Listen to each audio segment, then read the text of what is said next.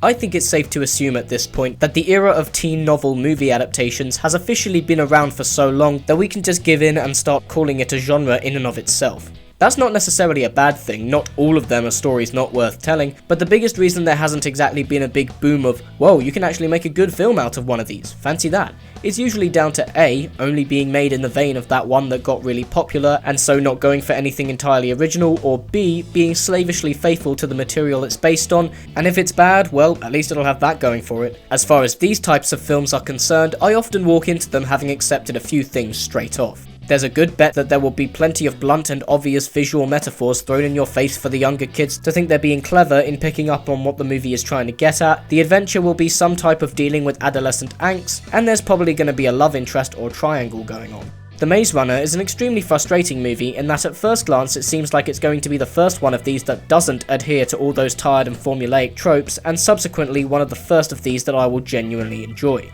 It's frustrating not in the fact that it's another teen novel adaptation, you can make good films out of any kind of material, but in the fact that you can tell there's a good movie in here if only it weren't tied down by its being a teen novel adaptation. It starts off with a great premise, a flawed but engrossing first half involving the setting up of a really interesting plot, effective visuals, good pacing, proactive characters and solid acting, which then falls into the handcuffs of said tired and formulaic tropes of every other one of these, concluding in a horribly disappointing dystopian future reveal and a to-be-continued anti-climax for the sequel. Based on the novel by James Dashner, The Maze Runner focuses on Thomas when he wakes up trapped in a clearing of a massive maze with a group of other young men and has no memory of the outside world.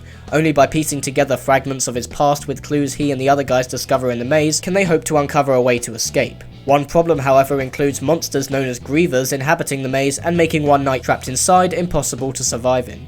Notice how in concept the premise only really lends itself to one standalone film. Surely the most that can happen here is that Thomas will meet the other guys, he'll have a look around the maze, see the dangers that lie ahead, and then him and company will decide to just suck it up and try and leg it out of there. I mean, surely, right?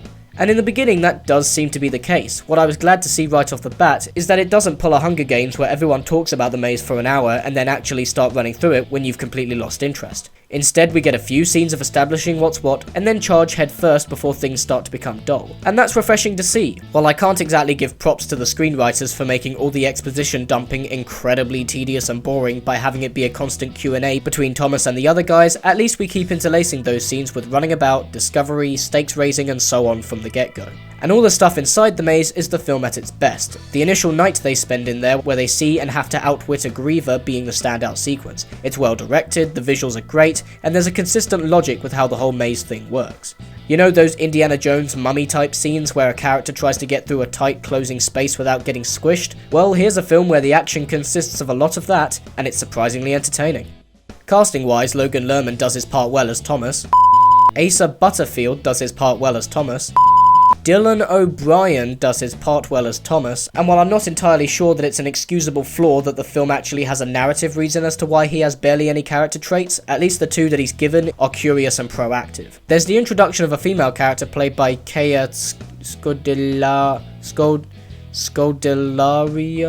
the girl from Skins, who's meant to be important. I'd like to think besides the obvious fact that she's a woman in a group of guys, but besides being alluded to being a bigger deal in a sequel, is given nothing to do.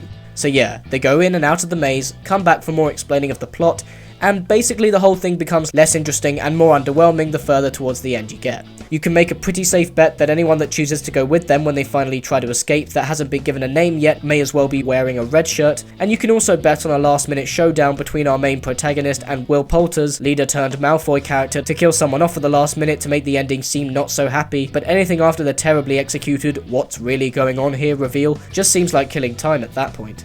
Cheers for watching guys, and as always if you like this video you can subscribe to my channel.